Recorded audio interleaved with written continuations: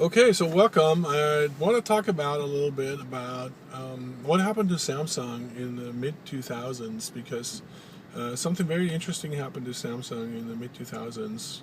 If you remember the Samsung of about 10, 12 years ago, then you'll know that Samsung wasn't the kind of company that it is today. Samsung at the time was a manufacturer of household electrical items, like household items like microwaves, toaster ovens, refrigerators, and those kinds of things. And at the time, I was very fortunate to meet socially someone that was tied into the Samsung family. 2 levels down, a very young family member. As you may know, Samsung is largely still family owned today, and it's a huge organization consisting of many different types of businesses, including construction and many other things.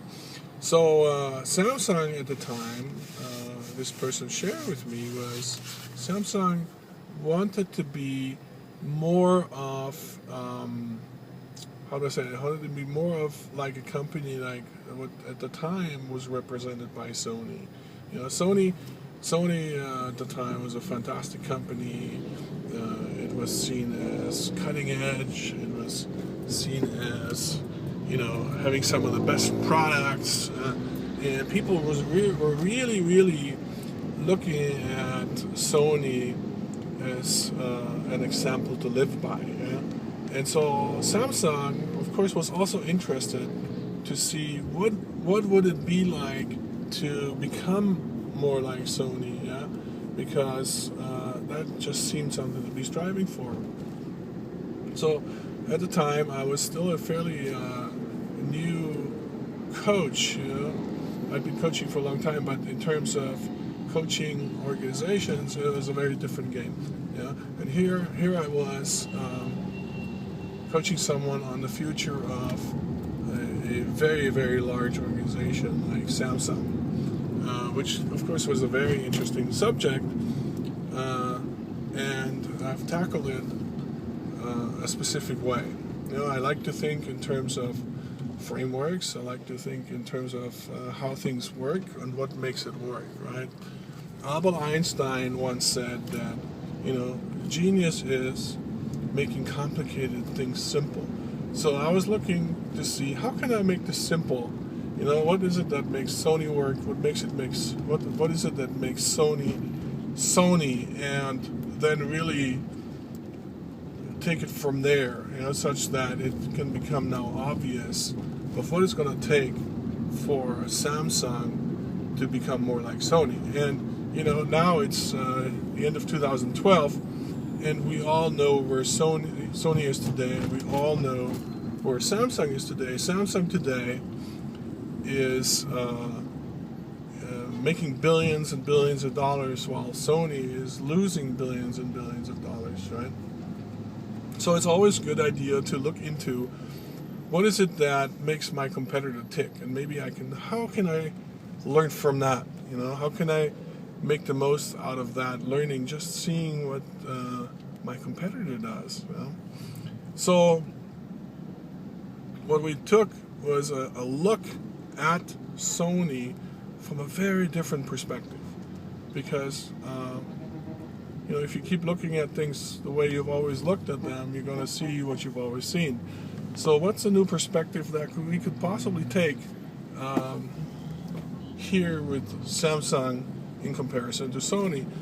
And so I decided maybe it would be nice to look at the perspective of the customer. The customer, what's the customer wanting? What does the customer want out of what they're buying? So Sony customers, they were a very specific tribe. There was a tribe following of Sony. People that bought Sony, they kept on buying other Sony products. It's like, if you bought Sony, you were someone special. Right? You're like, there was something special about you because there was something special about Sony. It's like the brand carried over, or it spilled over onto you as a person. Yeah. So there's a thing called the emotional needs that we have as human beings. Yeah, that help us decide what we want and what we don't want. Now, there's always,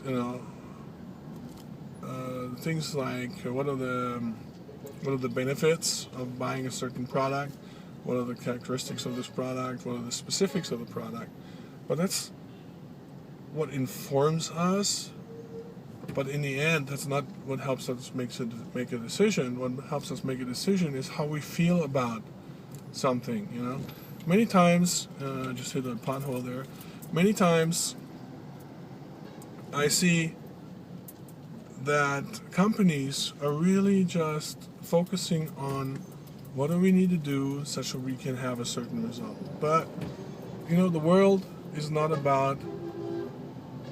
all about doing. After all, we're not human doings. We're human beings. And as human beings, we have feelings.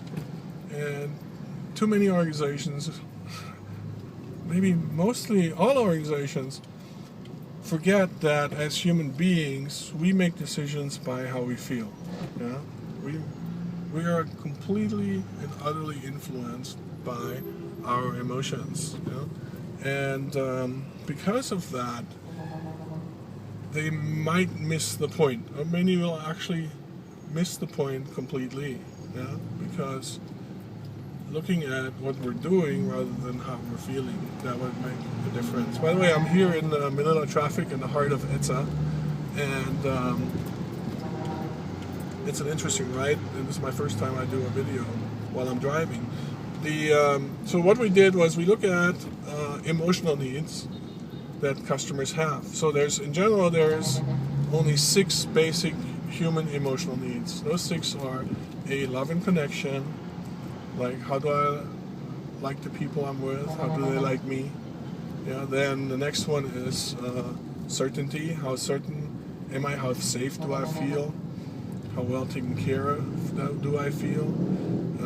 And so forth. And then thirdly, there's significance. How special do I get to feel? Yeah. And fourth is variety. Like, is it always the same thing, or do I get to see something different for a change? Yeah. So these are the first 4: love and connection, certainty, variety, and significance. The first 4, if you just look at the first 4, then you'll see that's what makes people happy. By the way, we all have all 6 of the human needs, right? But we have them at different degrees and varying degrees. The last 2 human needs are these are what gives us fulfillment as human beings. The last 2 are growth, like am I learning something from it, and the very last one is contribution, making a difference. So what has SONY be successful? When you look at SONY, what had SONY be successful is when you bought SONY, you really felt like you're something special. Right? You're special because SONY was special, and that translated onto you. It's kind of what Apple is doing these days. No? The other thing is the quality of the product was superb. Right? Maybe it wasn't the very top, but it was definitely excellent. So you had already 2 of the needs fulfilled. I was feeling significant, and I was feeling certain that this was a good product. Right? Then, is there any love and connection? Yeah, because as a SONY owner, I get to connect with other SONY owners, and we have something alike. And it also contributes back to even more significance, because now I am part of this elite group of people who own SONY products. Yes, it's very bumpy here right now. So these are the 3 that are mainly contributing to people buying SONY products. Now we wanted to see how can we just now translate this onto Samsung. And Samsung was basically already fulfilling some of that, because Samsung basically was building a quality product, a high quality product. However, the design was not such that people could actually feel good about themselves, or maybe feel different, that they're special. Yeah. And there was also not yet a sort of a Samsung community that once once they bought Samsung, they would continue to buy Samsung. So we started looking at that, and we said, you know, do you even yourself own your own products, your own Samsung? And they were admitting that no, this wasn't happening, and that they were buying these very high-end products. So I said, what would it take such that you would now buy and own and operate your own products? You know, oh, well, they would have to definitely be very special and very significant. I go, yes, and that's what other people also want to have, not just you. You know, customers also want that. And a big light bulb went on, and that year, Samsung hired something like 400 or 500 designers to improve the design of their products, which was a significant shift. Then also increased their R&D to build more products that were then upmarket, you know, high-end products. You know?